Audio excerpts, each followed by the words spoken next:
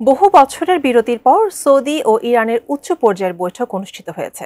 Saudi প্রতিরক্ষামন্ত্রীর Iran সফরের মধ্য দিয়ে দেশটির সর্বোচ্চ ধর্মীয় নেতা আয়াতুল্লাহ আলী খামেনির কাছে এক গোপন চিঠি পাঠিয়েছে সৌদি বাদশাহ।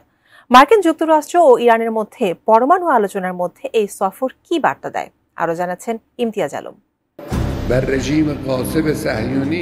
ইরানের সর্বোচ্চ ধর্মীয় নেতা আয়াতুল্লাহ আলী খামেনির কাছে চিঠি পাঠিয়েছেন সৌদি আরবের বাদশাহ সালমান বিন আব্দুল আজিজ। তার এই চিঠিটি খামেনির হাতে সরাসরি পৌঁছে দিয়েছেন সৌদির প্রতিরক্ষা মন্ত্রী প্রিন্স খালিদ বিন সালমান। 17 এপ্রিল বৃহস্পতিবার ইরানের সর্বোচ্চ নেতার সঙ্গে তেহরানে বৈঠক করেন সৌদির প্রতিরক্ষা মন্ত্রী। এছাড়া ইরানের প্রেসিডেন্ট মাসুদ পেজেশকিয়ানের সঙ্গেও আলোচনা করেন তিনি। চিঠিতে সৌদির বাদশাহ কি লিখেছেন তার কিছুই প্রকাশ করা হয়নি।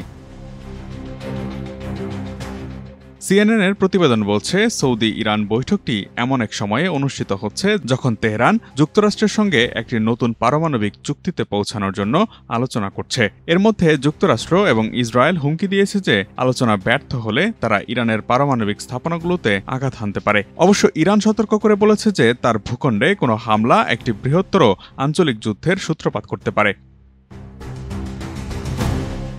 এদিকে বৈঠকে খামেনি সৌদির সঙ্গে গভীর সম্পর্ক করার ব্যাপারে সমর্থন ব্যক্ত করেন। তিনি সৌদির মন্ত্রীকে বলেন, আমরা বিশ্বাস করি ইসলামিক রিপাবলিক ইরান ও সৌদি আরবের মধ্যে সম্পর্ক উভয়ের জন্যই ভালো হবে এবং দুই দেশ একে অন্যের পরিপূরক হতে পারে। তিনি পশ্চিমাদের দিকে ইঙ্গিত করে আরও বলেন, অন্যদের উপর নির্ভরের চেয়ে এই অঞ্চলের ভ্রাতৃপ্রতিম দেশগুলোর মধ্যে সহযোগিতামূলক সম্পর্ক একে অপরকে সহায়তা করবে।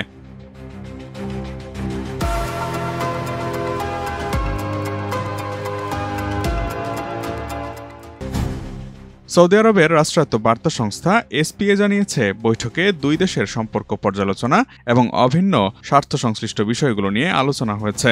2006 সালের পর ইরানের সর্বোচ্চ ধর্মীয় নেতা আয়াতুল্লাহ আলী খামেনি প্রথমবারের মতো সৌদি আরবের কোনো উচ্চপদস্থ নেতার সঙ্গে দেখা করেছেন বলে জানিয়েছে সংবাদ মাধ্যম আল আরাবিয়া। ওই বছর সৌদির তৎকালীন প্রতিরক্ষা মন্ত্রী প্রিন্স সৌদ আল ফয়সাল তেহরান সফর করেছিলেন।